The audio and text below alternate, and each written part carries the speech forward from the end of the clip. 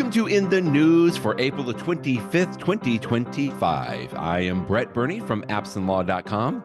And this is Jeff Richardson from iPhone JD. Hey, Brett.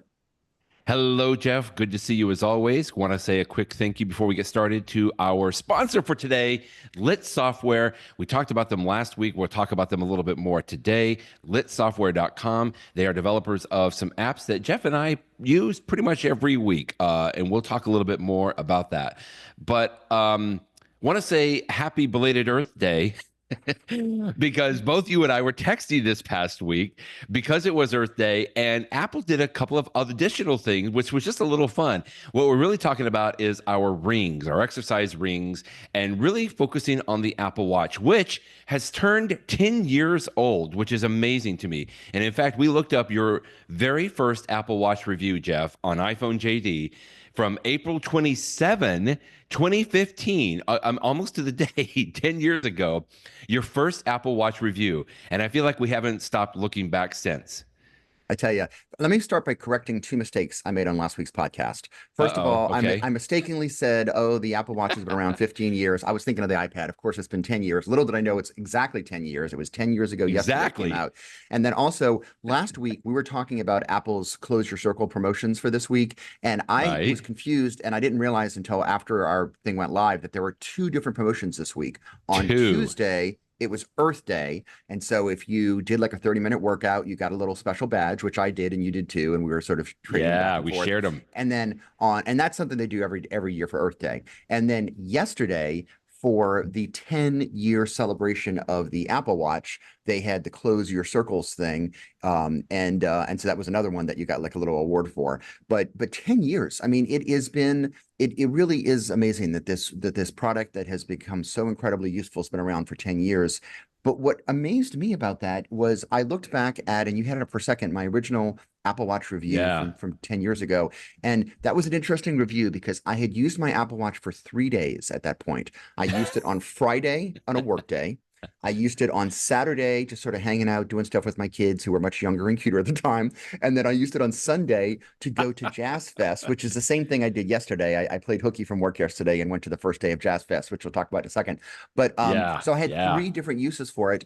And even though, think back in time, because you had that first Apple Watch too, Brett. The Apple Watch has advanced so much in 10 years. It's so much more faster and responsive and a better design. And yet when I look back at the review of a brand new product that I had used for just 3 days, the things that jumped out at me then are the exact same things as today. I mean, I was talking about the fact that, I thought that you would want to use it with like all of these apps, like the iPhone, but like, the reality is, I think the best things, and of course, 10 years later, I totally agree, are just these quick little glances of information that you sort of glance down and see something, of course, the time and the date, but also just like notifications from apps and stuff like that.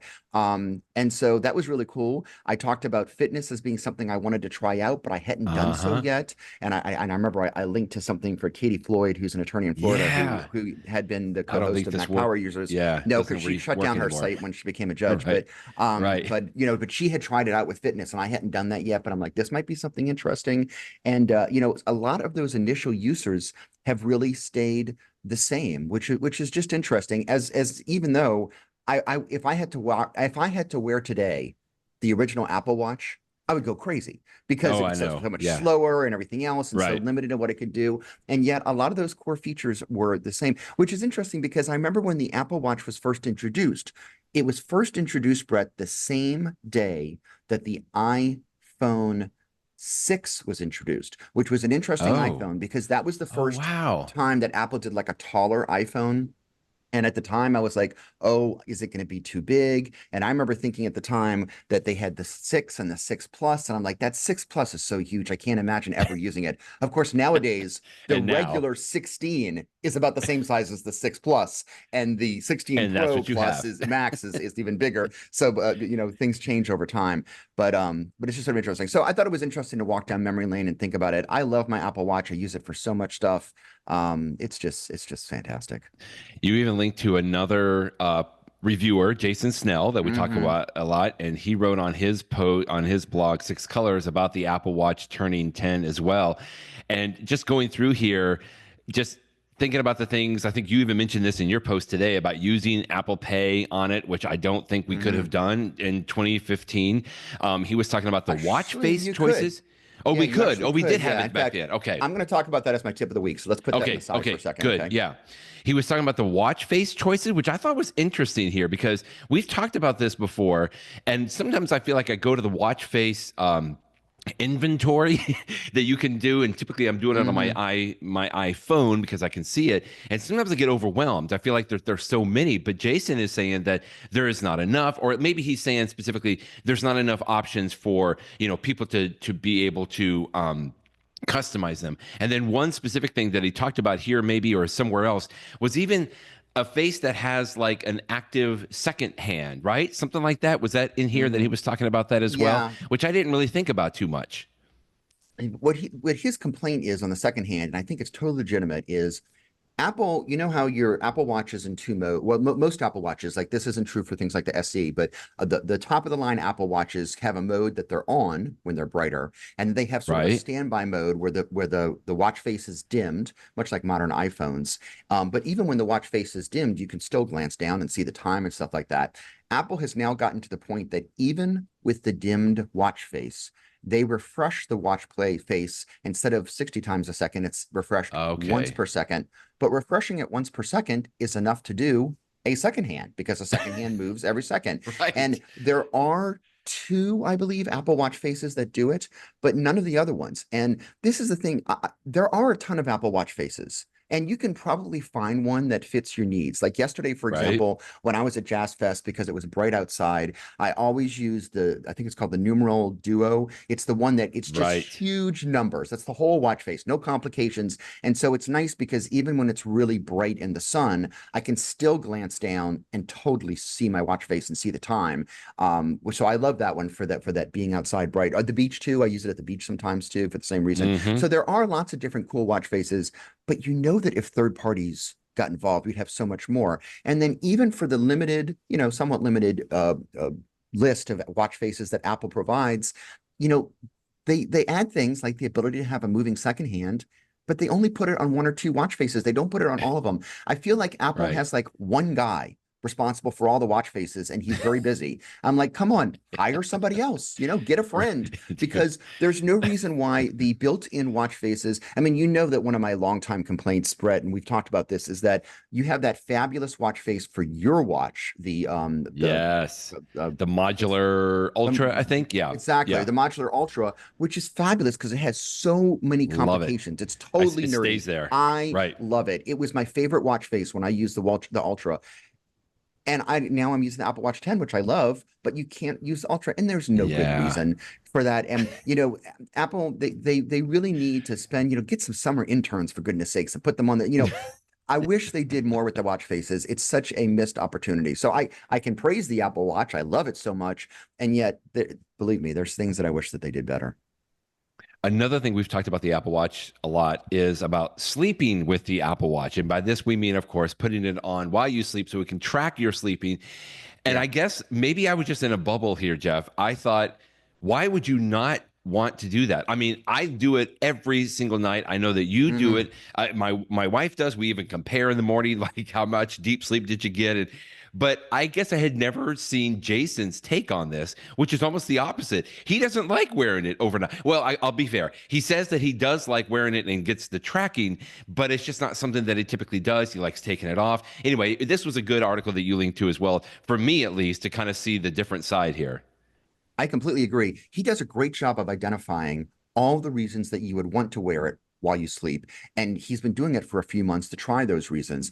And I agree with just about all of them. And then where we diverge is at the end, where he says it's not Yeah. quite enough value, so I might go back to to not doing it. And for me, it's just barely enough value. I will agree with him on a lot of his points, though, that I would hope, I want more out of the sleep stuff. Sure, you can see how many Yeah. hours you slept and deep sleep and stuff, and that's interesting. And you can also see the Vitals app if you do this. It's part of Right. sort of watching you.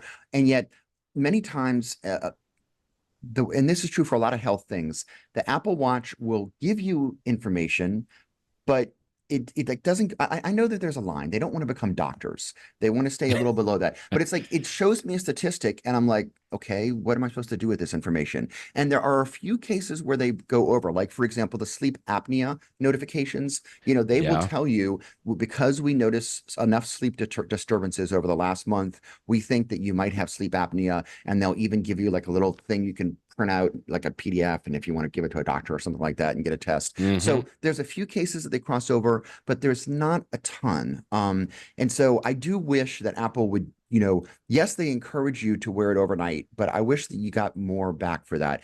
And Yeah, yet for me, it is enough. I mean, even just the simple thing of, you set an exactly. alarm and you have it tap your watch to wake up, which is amazing. Or if I wake up in the middle of the night, I know I could just look at, my iPhone, which is over there or something like that. But I like just being able to like turn and look at my watch and then see, oh yeah, here's what time it is or what's going on. Or if there's some sort of an alert that wakes me up, I can see it. So I get enough value out of it. The downside and the thing that I loved about your watch, the Ultra, is because the battery life is so amazing on your watch. You can Yes. wear it overnight with abandon. And I do want to mention that even though I think the Ultra is a little big for me. It wasn't so big that I found it awkward to sleep with when I used it for a couple of weeks last year, and I know that you Right. don't as well. But Right. I do have to think because the Apple Watch 10 doesn't have the big battery that you do. As soon as I wake up in the morning, I put it on the charger, and then when I get dressed, take a shower and stuff like that, that's just enough time to get it up to 100%. Sometimes it's Right. not all the way there, and every once in a blue moon, when I'm here in the office, I will like charge my Apple Watch for 30 minutes sitting at my desk just to get it the rest of the Yeah. way. And so that's the one downside of wearing it to sleep with. But I get enough value out of it. But if it's something that you're thinking about, I would recommend Jason's article. Even though he comes out, a little negative, he really identifies all the reasons that you might want to think about wearing it when you go to bed.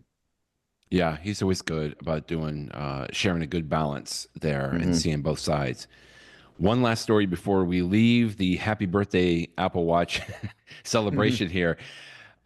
We started a Where You At segment several podcasts ago, and I always enjoy it. And one of the feature presenters in the Where You At segments typically has been the Apple Watch Hmm. because there have been so many stories about how the Apple Watch has saved lives. And I guess one aspect of this, especially where the Where You At segment comes in, Jeff, is that you can call, make phone calls, for example, or SOS calls, even when you don't have your phone with you or you're stranded somewhere. But there's so many other stories where it comes in that it can give you an alert if you have an irregular heartbeat or so. And this was a fantastic collection here from Cult of Mac, Leander Kahney at cultofmac.com. All the ways that Apple Watch has saved lives. I feel like a little bit this was a walk down memory lane because we've talked about some of these stories in the Hmm. past, but it was just really cool to see all of these stories in one place. And it goes through the different functions, just like I was talking about coronary heart disease, heart arrhythmias, saves life by detecting other heart problems, even cancer in here, blood oxygen, and then, of course, Hmm. emergency SOS. Great little collection of stories here. Yeah, I think it was 8 different things that I identified, and you named most of them just now. In fact, one of them, the Yeah. cancer, was something that you and I talked about on a recent podcast.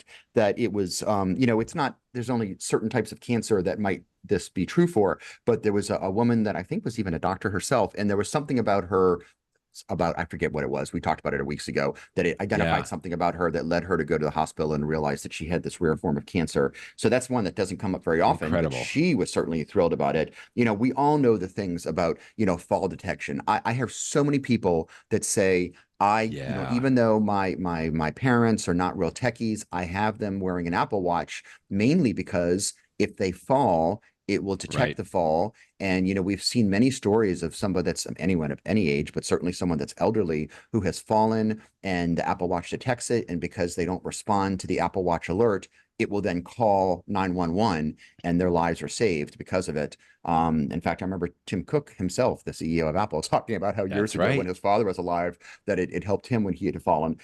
So like that's an obvious one, but also the, detecting things about your, heart arrhythmia, all those sorts of, medical things. And I know that this is something that Apple wants to do even more of. I mean, they are doing lots and lots of research of sensors that they could add to the Apple Watch, Right. and then data that they could, when you have this vast amount of data, what can you gain? What can you glean from that data that may actually be informative about health issues.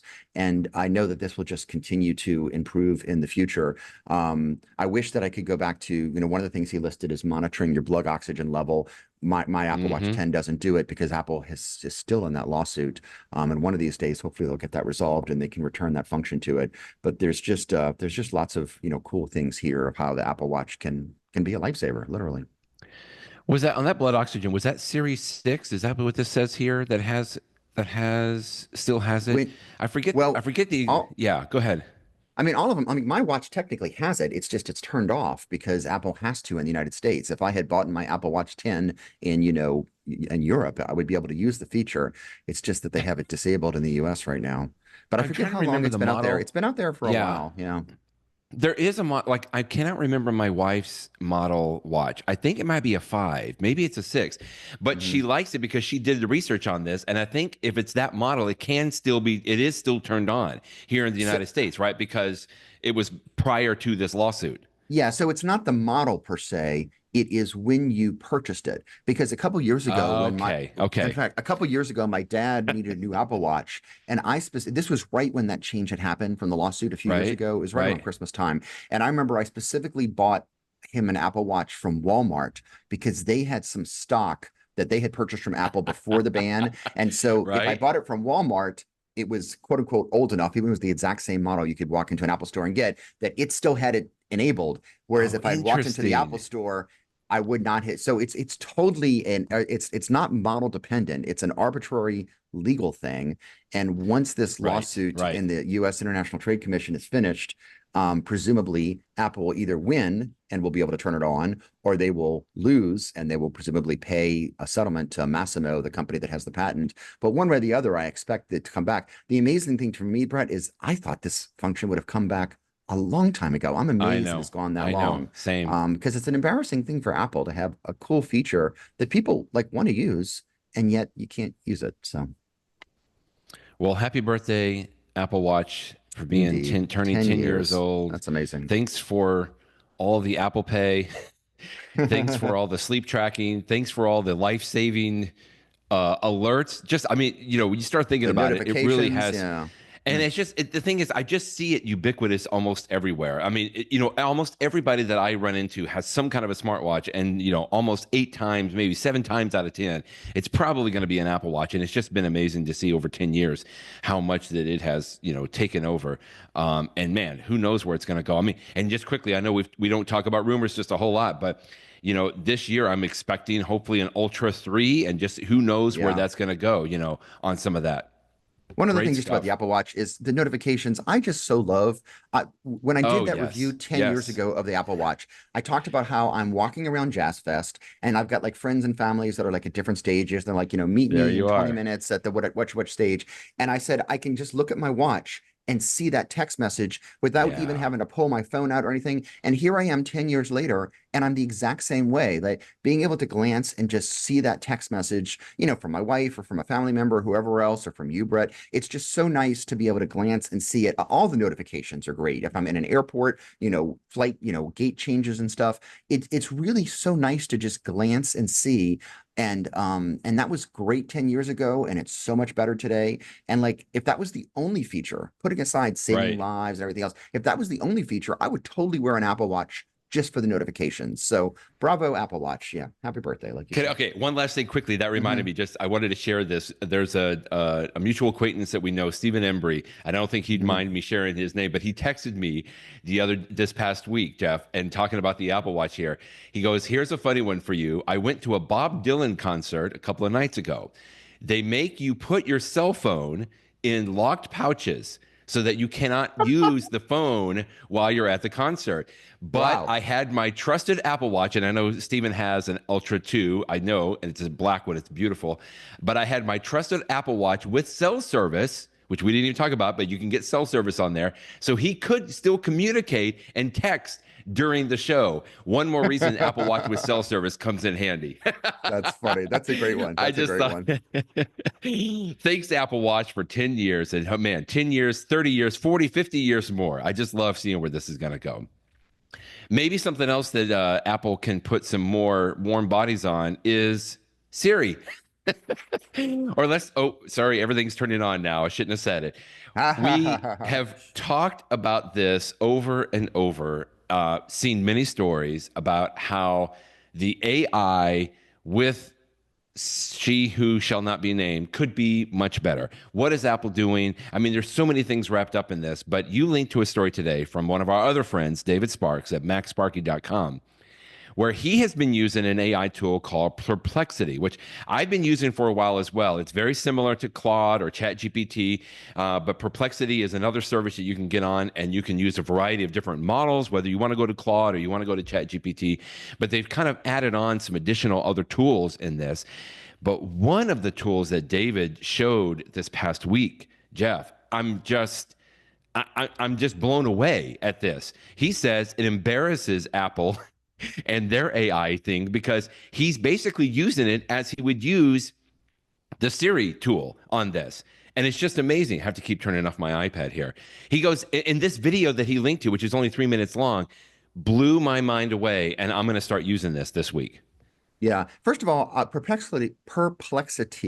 I actually thought it Mm-hmm. only ran on the, because I don't use it regularly. I thought it only ran on the OpenAI engine. You're telling that you can actually choose your engine? I didn't realize that. You can. Now, Okay. some of the, there's a free version and then you can get up into a paid version Yeah, as yeah. well on some of this. So some of that may be that, but you can go in and you can actually decide which model that you want to use. And again, some of that may require you to pay for a Okay. pro I version. didn't even know that. But regardless of the guts that underpin it, Right. I had heard of it, but I hadn't really seen it. And so this video, it's like you said, it's really short. If you haven't listened to it yet, as soon as this podcast is over, like please or pause it and go listen to it and we'll go watch it. Come back. What David does sort of a screen, he's sharing his screen and you see him talking to Perplexity and asking it questions, and the conversational nature of it is amazing. And he asks it to do all of these things that we ask that you would want to do every day, set reminders and Right. calendars and send emails, and the ease of which it does it. It's like I could so see Siri doing this. Like, why doesn't it do it right now? And he says Apple should just buy Perplexity if that's necessary. One of the rumors is that Apple Right. is totally rehashing all of its efforts with the service, its AI stuff, and that apparently Apple has even, I mean, this is all rumors, so I don't know if it's true, but Apple is now saying that, it doesn't have to be our own engine. If you wanted to use a third-party engine, that's totally fine. And obviously they have support for things like ChatGPT.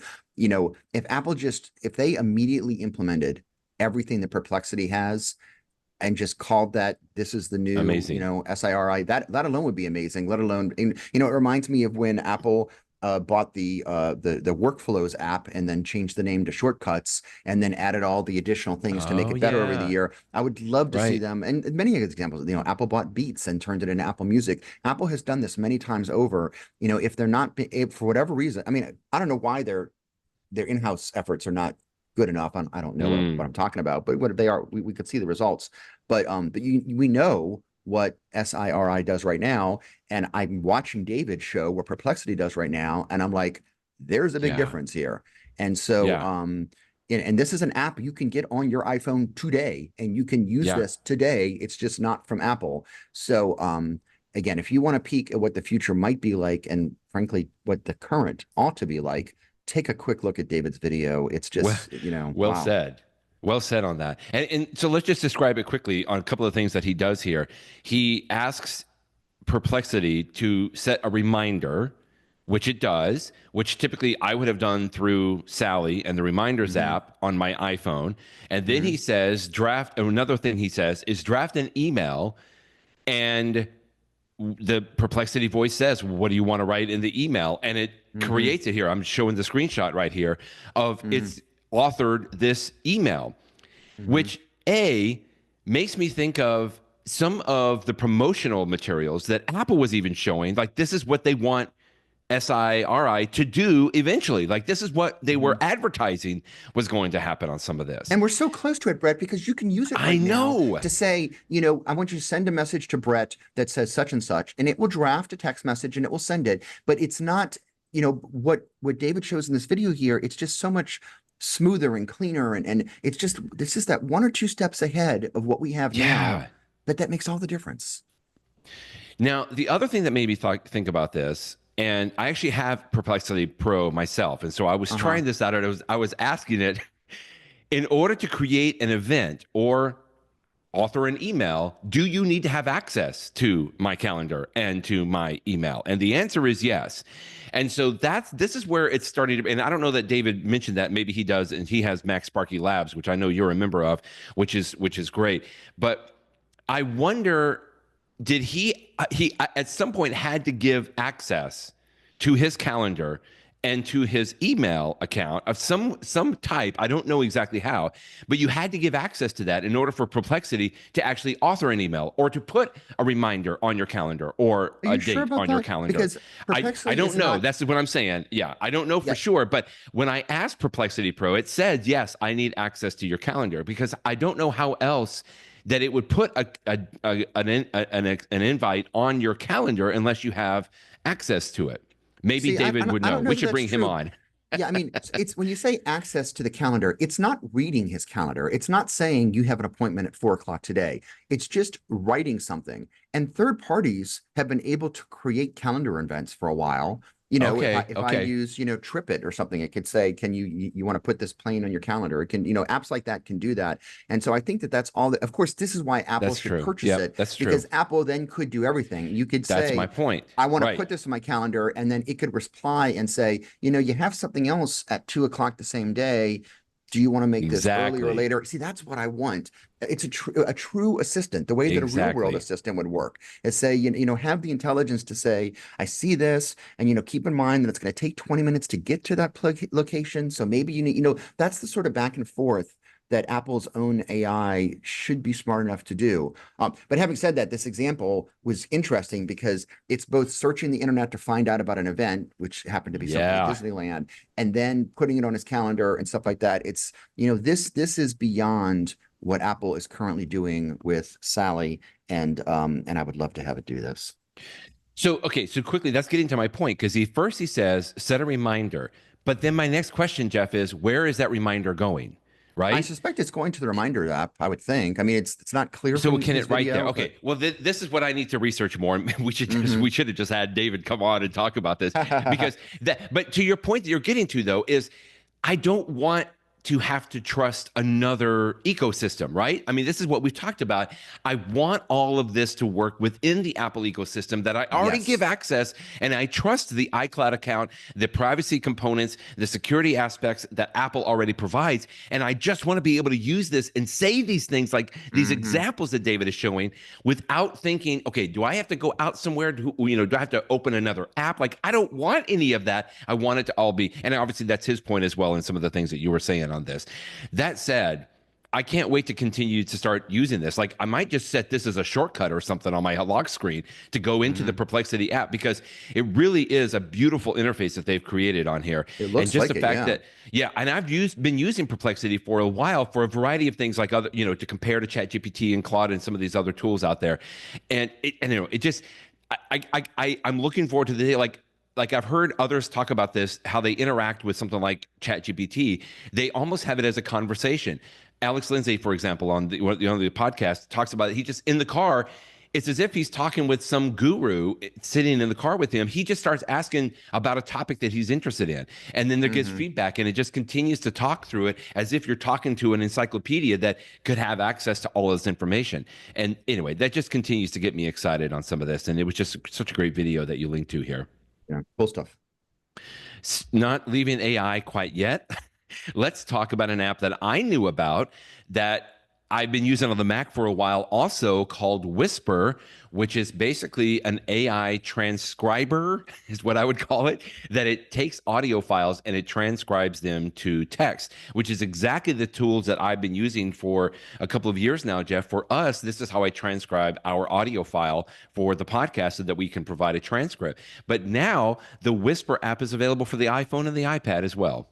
Yeah. And by the way, if you don't know about that, if you go to inthenewspodcast.com, not only do you see links to every episode, but there's a little tab at the top that you can go to the transcript pad, the transcript tab, and see the transcript. And sometimes that's useful if you like our podcast or any other ones, that if you wanted to see an old episode and like, I think that they talked about such and such, and you can just totally do a find and find it. By the way, Apple does this for podcasts, not using the Mac Whisper app, but in the podcast app. I don't use the Apple Podcast app for listening to regular podcasts, but I do use it for sometimes if I want to, get some information from a podcast without listening to the whole thing. I love that you can just, you're showing it right there, the transcript tab. I love that you can just, search a transcript. And these transcripts are not 100% perfect, but they are totally pretty good to find what you need. So anyway, this Mac Whisper engine, and because you use it every week for our podcast, it's really good. I mean, I think to the days when it was like Dragon Naturally Listening was one of those few products to do audio to text. And we have come so far from that. And now it's just like, I think that Whisper originally came from the Open AI people. And it might be open source. I forget. There's lots of different implementations of it. And Mac Whisper is just one. So now you can get this on the phone, the iPhone and the iPad. So, if you wanted to dictate a bunch of text, and of course, Siri can do this too.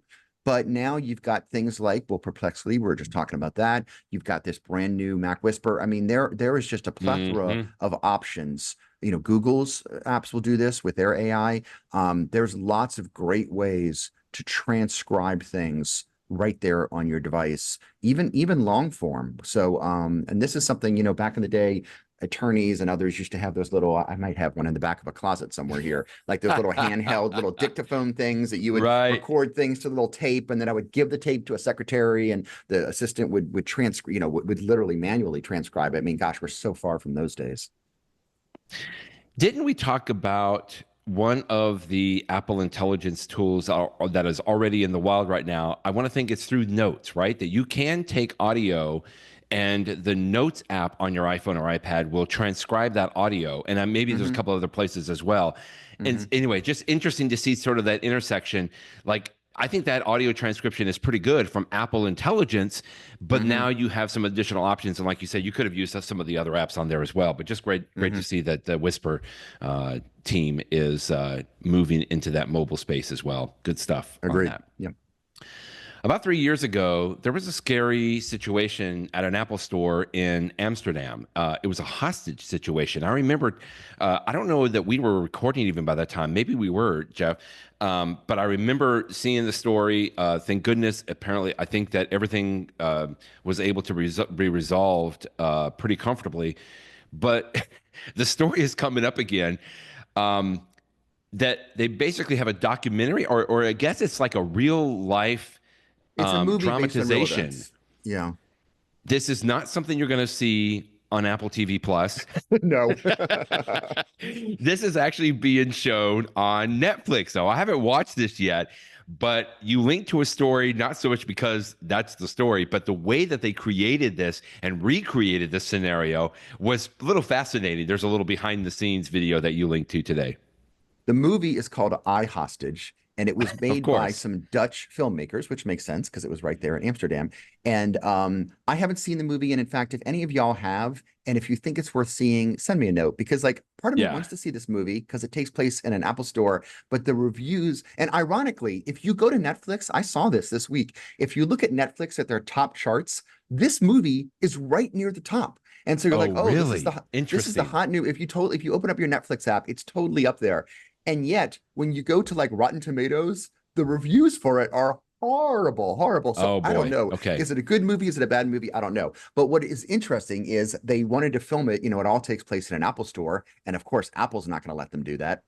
And so they rebuilt on a soundstage a full-size replica of the Apple Store, and they surrounded the front of the and the sides of the Apple Store with one of these huge screens that shows like the actual streets of Amsterdam right around the Apple Store. It reminds me of, there's this thing called the I'm forgetting the name of it, but Apple has used it to do a bunch of its movies, like the TV shows like The Mandalorian. It's like a 360 screen, top to bottom, and filmmakers can film in it, and they have like images or very realistic looking things, and so it basically makes it that your actors are acting not in front of a green screen, but in front of the actual background, and makes it more realistic. Wow. I'm forgetting the name of it. They have a cool name for it, but they now have, at least they reproduce that in Amsterdam, so that when you're inside the Apple store, you look out the fake Apple store, you look out the windows and you see the bustling streets of Amsterdam with real people walking in front of this screen. So it's just an interesting behind the scenes to do it, to make it look like a real Apple store. So anyway, if I do watch the movie, I'll let you know, and if I don't, I might turn it on for a minute just to sort of see what it looks like. It looks like at least it was filmed in an interesting way. Just watching this little video is pretty amazing. Thankfully, apparently there's happier times for the Amsterdam store, which apparently is still open. If you want to go to the opposite of what a hostage, very much open. Apparently, this was this past week, right? The workers forgot to lock the doors, and so there would just be random customers walking in, but apparently they actually got everybody out of the store. A couple of these folks, there's this little Instagram video or TikTok video here. They got everybody out of the store, called the police, and they came and locked it up. Like, I feel like it's a scene for a hostage, potentially tragic situation, but it's also for some good Samaritans coming along here as well. When you hear a story of somebody left the doors open, you expect the follow-up to be, and then the thieves went in there and took all the stuff. But instead here, these people in Amsterdam walked in, realized that there was nobody working there and that they probably shouldn't be in there. And so they called the security, and they stayed in there just to make sure that nobody came to do anything bad. And then once the security came and locked the door, they left. It's like a big, like, this is the world that we want to live in, where people sort of look out for each other and stuff like that. Apple should find all these people and, I don't know, give them something. I don't know, give them something to thank you. Give them some AirPods or something like that to thank them for doing this. So, but please, Apple, crazy stuff. Please lock the doors, for goodness sakes.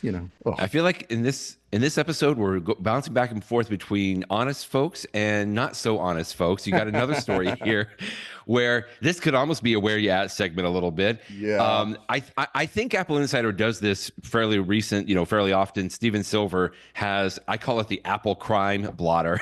Yeah. So it's just a collection of stories that are involved either Apple Watches or people stealing iPhones, or just all kinds of other crazy stuff. There's even like birds crashing into the Apple store in Australia. Like, what is going on here? Anyway, an interesting little set of stories you linked to today. It's an interesting collection. They must be like watching, reports from like police reports and stuff like that. The guy in Florida, the UPS driver that was, accused of stealing 171 iPhones. You've got, somebody, hacking into someone's iCloud account, which you never want to know. You've got the person that tried to steal one of these STIHL, the high-end, equipment, the steel construction saw, and apparently it had an AirTag on it. In fact, they don't get into the details of it, but you and I have talked about this before, that they actually make these things that are made for the specific purposes. It's like a little holder that you put on your high-end, construction type equipment to hide an AirTag on there. So specifically so that if somebody steals the whatever the saw or whatever it is, the table saw, that you could track it down, which is exactly what they did here. And they found the guy's house and they took it, got it back. And, all these other little, some of these are silly. Somebody claiming their iPhone was stolen and it turns out that she made it up. But it's an interesting collection of little stories, something involving a rap feud that I didn't quite follow the story. But anyway, lots of little bitty stories here. So I mentioned this quickly, so I have to go back. Apparently, there was this bird strike. A bunch of birds, native tree martins, crashed into an Apple store in Adelaide, Australia. Some birds, unfortunately, were killed and others were injured. But it said the birds were spooked by a falcon and flew into large glass windows of the store. And it's caught on video, that's terrible. It's actually, it's an interesting video. I'm not going to show it. But apparently now, what are they going to? They say Apple plans to install a film on the exterior of the glass to deter the birds. This could be a real problem. It's funny. I have to say this. Where we are in Ohio, the robins are out, and apparently this is their time. Springtime, and everybody's nesting and everything. We have some robins that will fly into and bump our windows, Jeff. Really? I don't know if you've ever heard this, but apparently they're so aggressive. Like, they fly around and they see the reflection in the window, and so they come and they bump the window and fly back, trying to scare this away. And it's just so funny. I'm sitting downstairs, and all of a sudden I hear boop. boom, they just keep bumping in there. Anyway, just saying, like, I didn't know that at least I don't have the Apple Store, but maybe my windows are as nice and clean as the Apple windows. I got to install some film on some of mine as well, apparently I'm as thinking of the well. old Rockin' Robin song from the 1960s or whatever it was. That's right. Okay, in the Vision, let's talk about the Apple Vision just real quick because you talked about another uh, little episode in the Adventure series. And it's so funny because you gave a link to Apple's Immersive Adventure series, which is only four. Well, I guess there's five little videos now. But one of these, as soon as I got to this link, it just brought me back to a few weeks ago when we were together in Chicago and you let me use your Vision Pro. And I watched this. What is her name? Faith Dickey, this highliner, and it was just I just it was so visceral watching it, just the landscape and being like up close to her and seeing her emotions as she's doing this in a way I have never seen a video. And so now you said that there is another new series or another episode in this adventure series called Hill Climb, I think. Yeah, Apple has series, as episodes of for the Apple Vision Pro, and one of them is called the Adventure series. When it first came out, most of these series had just one episode, but over time they've added a little bit more. The Adventure one now has the most episodes. It's got 5 episodes, and the one that was added this week, in fact, it was added yesterday. It's called Hill Climb. I was so tired after Jazz Fest yesterday that I haven't watched it yet, but I do look forward to it. Apparently, you're like with this female race car driver and going up the hills of Pikes Peak, so it looks like it's going to be fun to watch. Being immersive inside of a car and stuff. But all of these adventure ones are great. And you're right, that very first one, the highlining one, it's, there's no doubt in my mind why Apple wanted to have that one ready for day one, because it is still one of the videos I show off to people like you, Brett, if they want to see the Vision Pro, because like you feel like you're there.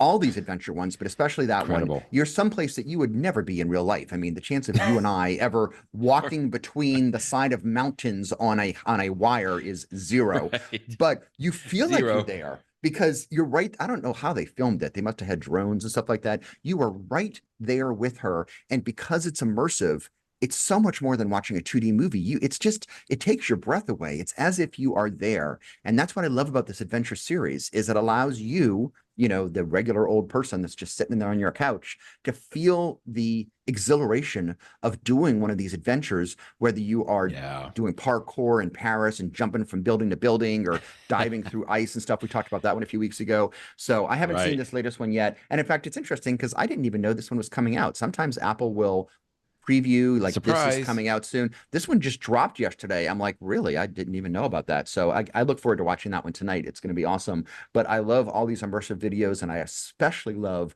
the Adventure series. Please, Apple, more of these. You were on another podcast this past week that you were talking about your Vision Pro. This is the Vision Pros podcast hosted by Tim Chatton. And you were talking all about how you practice law with the Vision Pro. And I feel like this was good because I remember at the ABA Tech Show, the conference we were at a few weeks ago, this is what you were talking about, and it was really fantastic. Yeah, Tim Chatton has great podcasts. He does 2 of them. One of them is called iPad Pros, and I was actually a guest on that one last year. That's a really good podcast where he interviews people about how they use the iPad. It's really good. I love it. He does a ton of research behind the scenes, by the way. He like really does work for his podcast. And his other podcast is called Vision Pros, and it's not the only podcast that's dedicated to the Vision Pro. There's 1 or 2 more, but I think it's the best one. And he is always talking to whether it's an app developer or people that use it. And so he had talked to me about being on the podcast last year. And I told him, I'm like, you know what? I'm going to be at ABA Tech Show in April. So I was like, wait until, because I figured I would probably do a session on the Vision Pro. And sure enough, I did. I'm like, wait until I've done that, because I've got like all my thoughts together. And so what I did, Brett, is, literally the day that I gave the presentation, and you were there in the room when I gave it, I sent him my slides. And it's not like the podcast that I did with him is not the same as the ABA Tech Show session, because that was obviously for an audience of attorneys and legal professionals.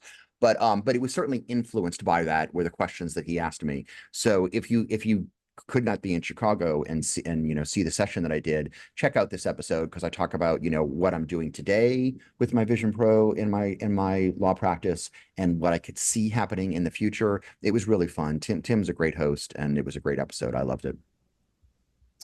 Let's do a Where You At segment, but it's a little bit different this time Yeah. because Where You At, you were in New Orleans. You had a great post this past week about somebody that's pretty close to you that has a new album that's available. You can get it on Apple Music today. Go ahead and tell us about Bo Swank.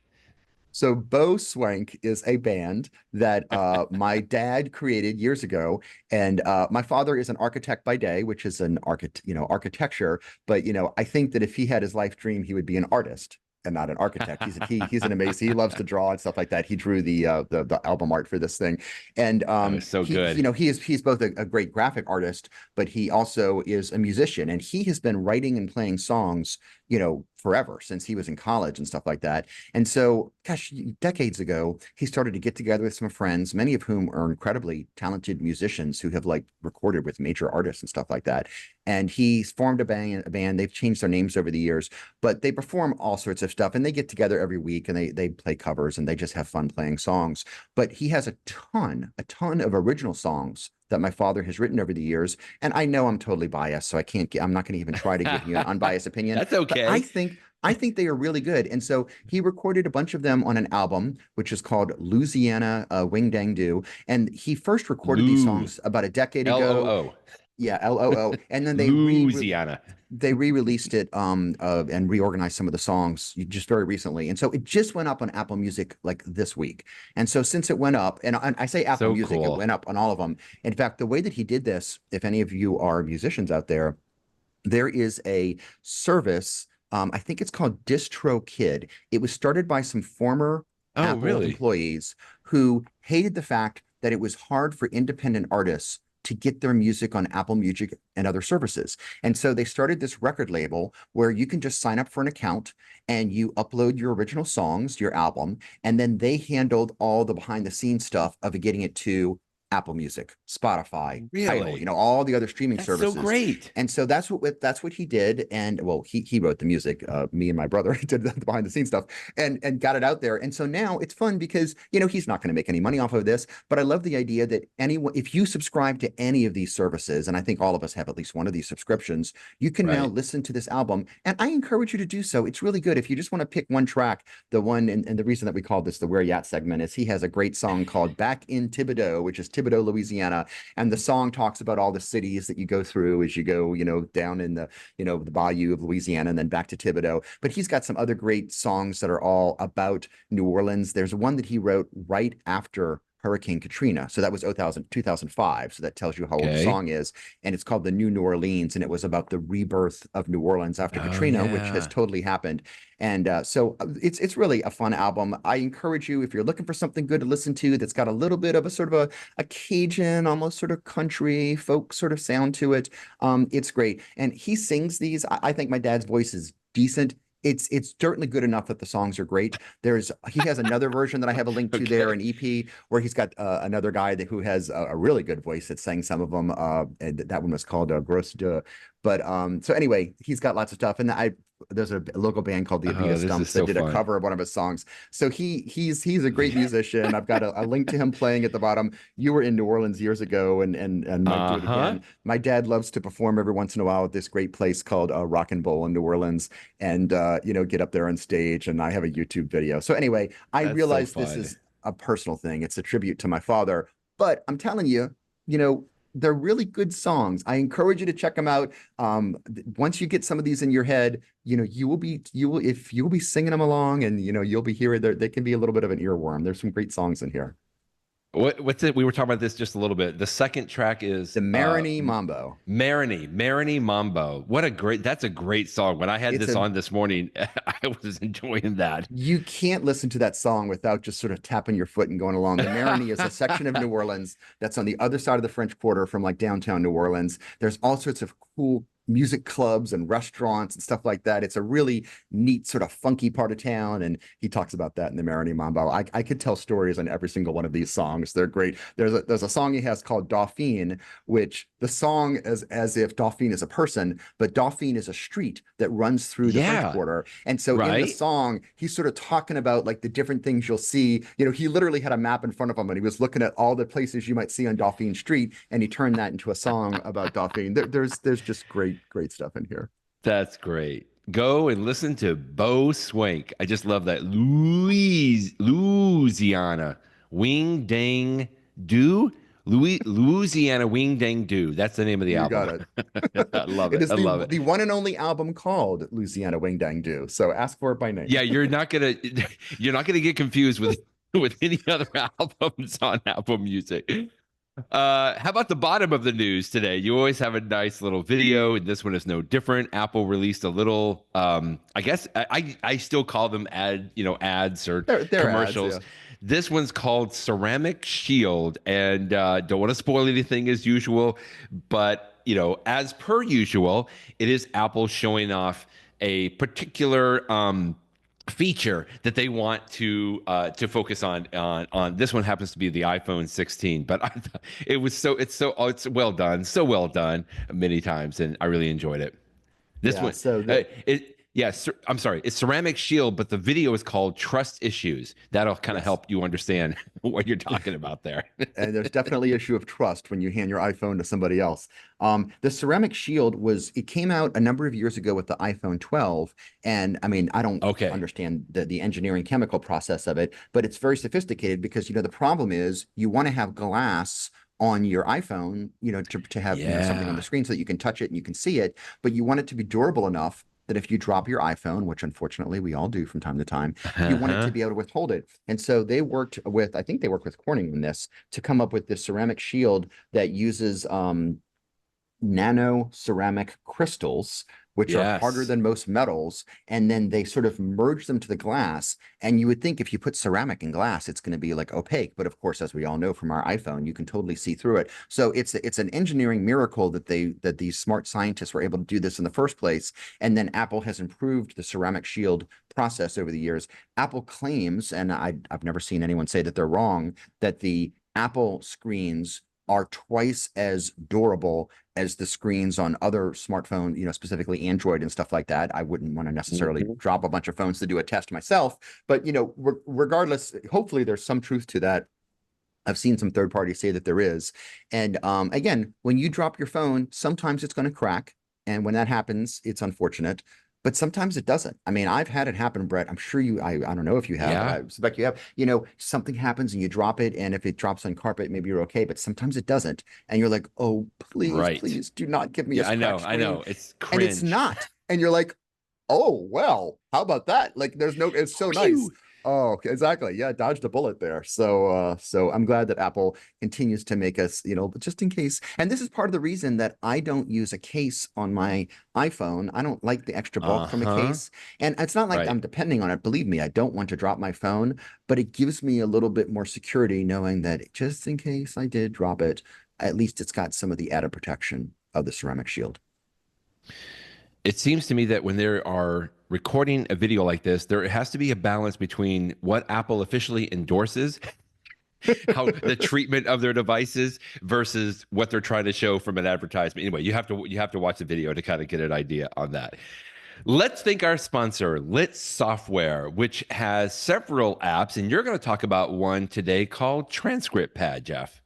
Okay, I cannot rave about this app enough. I know that Lit Software has a number of apps, and the one that they get most of their acclaim for is TrialPad because it's so amazing. And you Right. talked about that last week. I But the did. app called Transcript Pad, I mean, maybe it's just because of the nature of my law practice, but I don't do a lot of trials. Even trial attorneys don't do a ton of trials because so many cases settle and don't go to trial. But in civil litigation, taking depositions is what we do all the time, where you're getting other people on the record, here, raise your hand, tell the truth. And then the attorney asks the questions and they provide the answers and you get this transcript.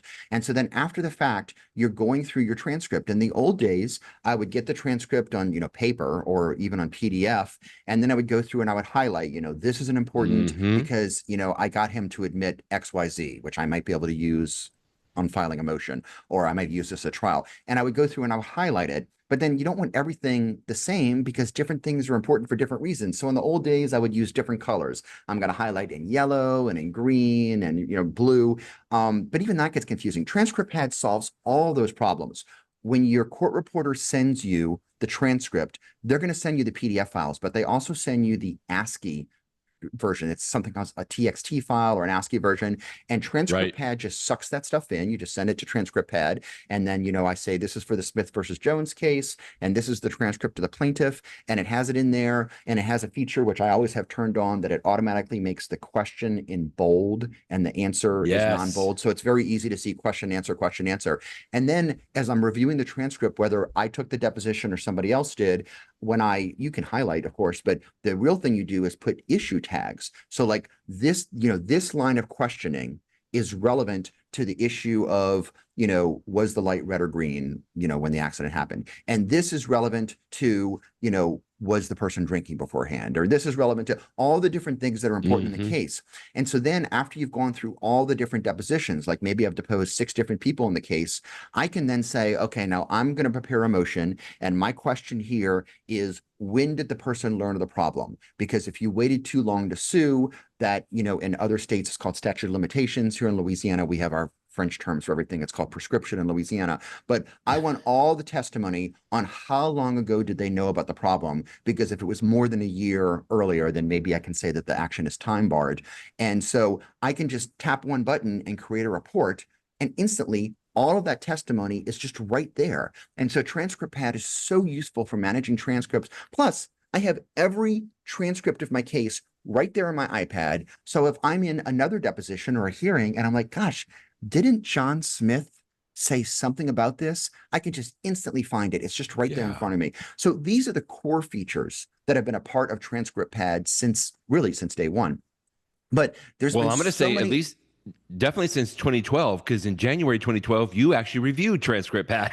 On iPhone JD, just to kind of show how long this has been around. And it's just funny looking at some of these old the pictures here of some of the screenshots. But because the iPhone looked so different back in 2012, the interface was different, and yet the core features were all there.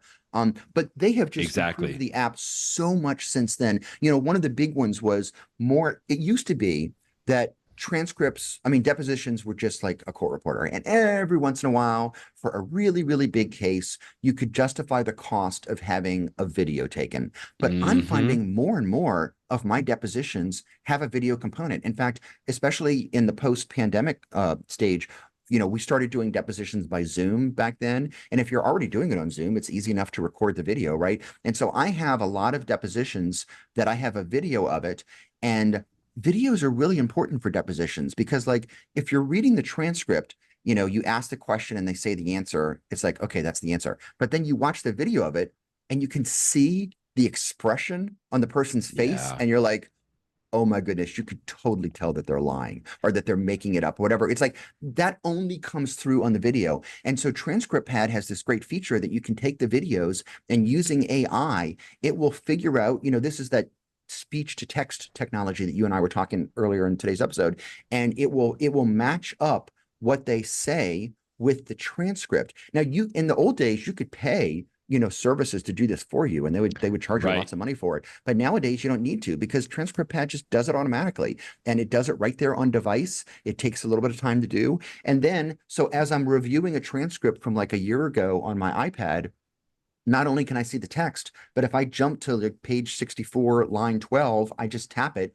and instantly the video starts to play of the same thing. And you can often get so much more information just by watching that snippet of video. And then, of course, if it goes to like trial or a hearing or something like that, you could actually play the video. And of course, since it's Lit Software is all about presentation, because of all the work they've done at TrialPad over the year, they make it super, super simple to, create something that's, appropriate for showing to a jury or a judge or whatever with the video. And you can even edit, I could talk about this app forever, but just a real quick one is, I've been in big trials where you prepare the video to present to the jury, right? And then like, it's a big trial, you've got tons of people working on it. And the night before, you're like, you know what? I need to edit, we're going to take out this question and answer because that's no longer relevant because of something else that happened in court today. So I don't want to show this to the jury tomorrow. But in the old days, I would have to get the trial presentation people on the line at 10 o'clock at night, and at a big cost. And I need you to redo the video. I mean, it was ridiculous. With transcript pad, you just do all of this yourself right on the iPad. And it's got these cool audio tools that you can see the waveforms of the voice. So like I can make the video clip start exactly where I want, like just, right after the, but just before he starts to talk, and then have it end over here. And you can make these perfect, it's so quick, you just do it yourself. I can't talk enough about it. And that's just one. The video is just one of the features. And I've talked about so many of the other ones on my blog over the years. And so if you are a litigation person and you are ever involved in depositions, this is worth the cost of the software for this alone. Even if you don't use Trial Pad and Doc Review Pad on the other ones very often, Transcript Pad is just, it's a fantastic app for lawyers. If you have an iPad and if depositions are a part of your professional life, you're going to want to get Transcript Pad. It's that simple.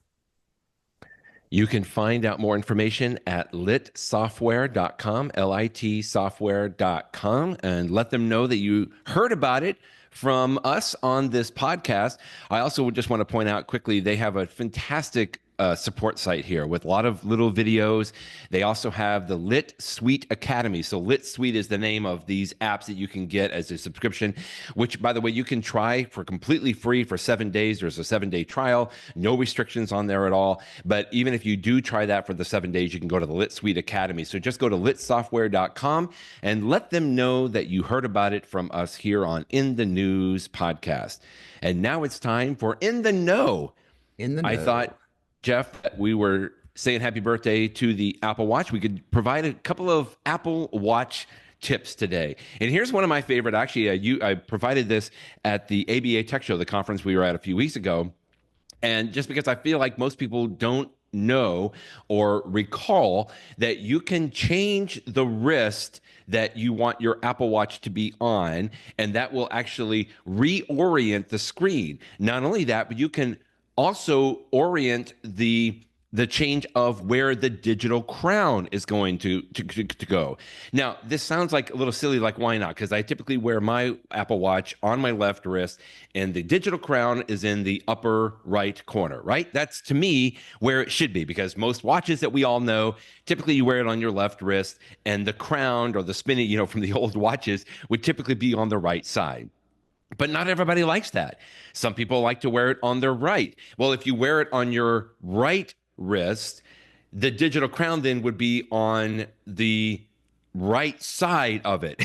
I know this is kind of hard to talk about it, a visual thing, but it's a little hard to get to that digital crown. So you can actually go into either the Apple Watch, or you can go into your Apple Watch app on your iPhone, and you can say, I want to wear my Apple Watch on my left wrist or my right wrist. And when you do that, as I said, it'll change the orientation.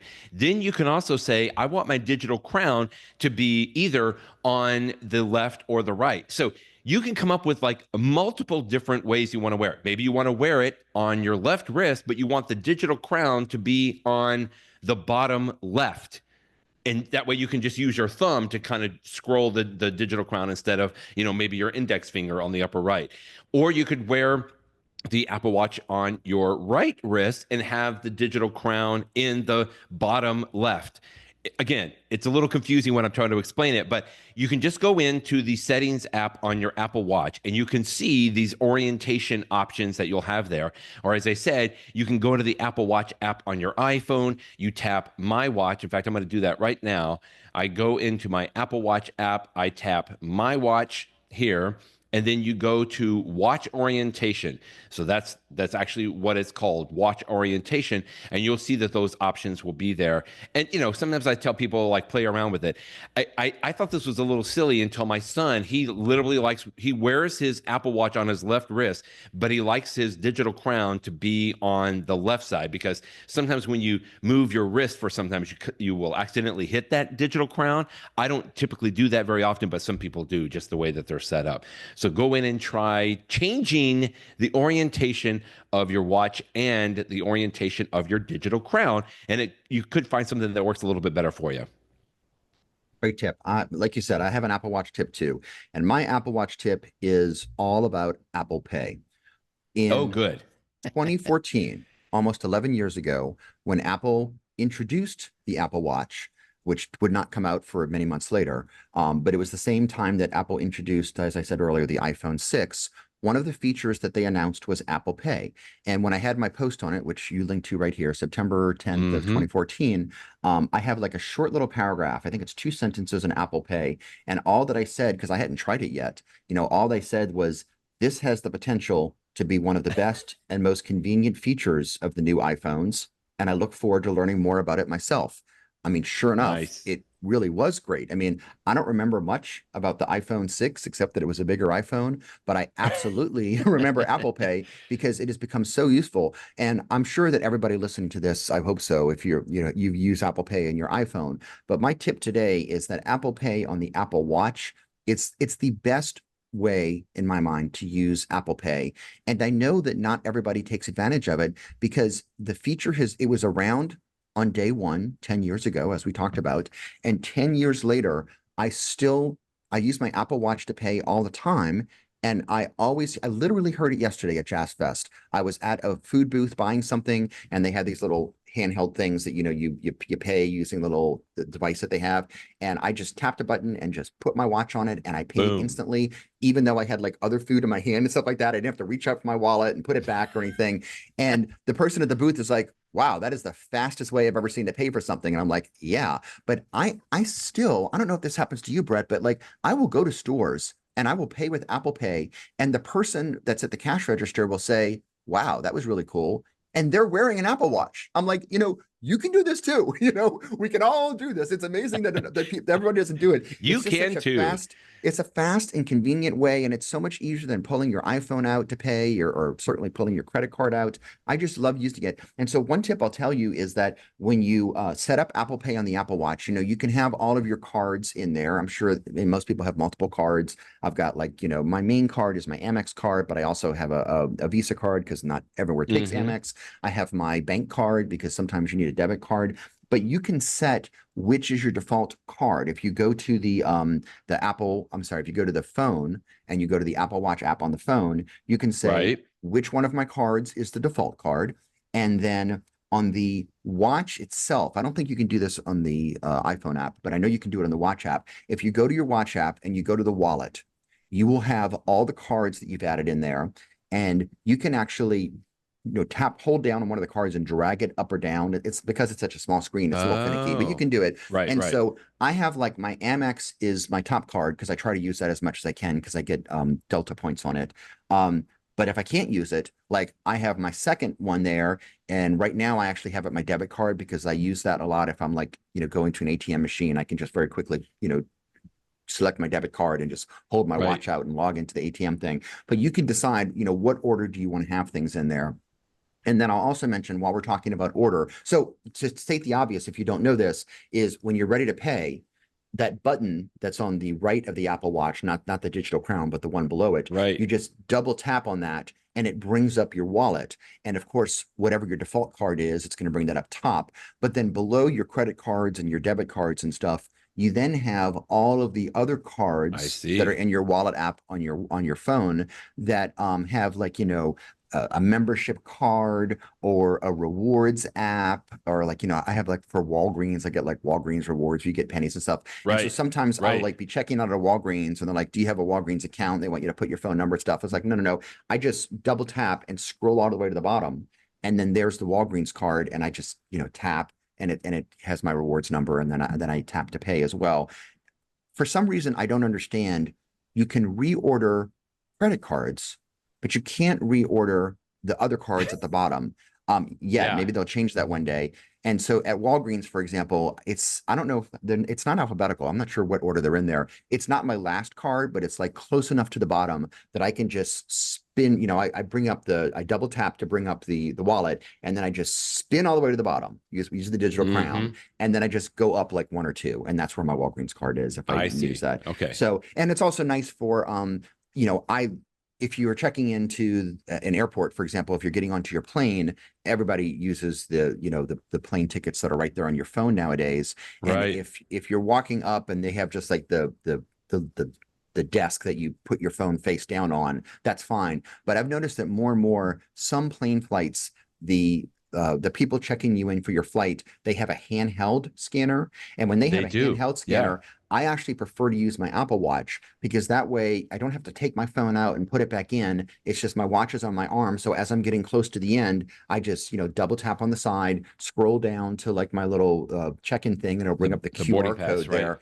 for the boarding pass. And then, so I have my bags in my hand and I just, put my watch there and I just show them my watch and they scan it. They know how to do that. So anyway, Apple Pay and the ancillary things that you can do related to the wallet app, it's just such a great thing on the Apple Watch. It was there on day one 10 years ago. Right. It's even more useful for today. And I can't recommend it enough. So if you don't take full advantage of all of these Apple Pay and related wallet things in your Apple Watch, I encourage you to start doing so, because once you do, it's just the most convenient way to pay. It's just so nice. I'm so glad you're mentioning it, because that's exactly the party that I fall into. I haven't been taking advantage of it. I think I tried it using my Apple Wallet, paying on the Apple Watch several years ago, and it felt finicky, or there was like once or twice where I tried it on the Apple Watch and it didn't work, so I had to get my phone out. And I'm like, I don't want to bother with that. I'll just get my phone out. Well, now that's ingrained in me, and I'm like, I'm constantly using my boarding pass on my phone, but I have to get it out. But I'm going to try that now. Like, I'm going to go back to doing sort of the Apple Watch. And I think you mentioned in your post today that that's what you were doing, like you said when you were at Jazz Fest, just going around and being able to use that. So much easier on that. Good stuff on there. Man, Apple Watch just keeps giving. I love it. That's great. Thanks again to Lit Software for sponsoring us today. You can go to litsoftware.com and check out TrialPad and TranscriptPad. We'll talk about a couple of other apps in the upcoming weeks as well. Great stuff. Happy birthday, Apple Watch. And Jeff, we'll talk with you next week. Thanks, Brett. Bye-bye, everybody.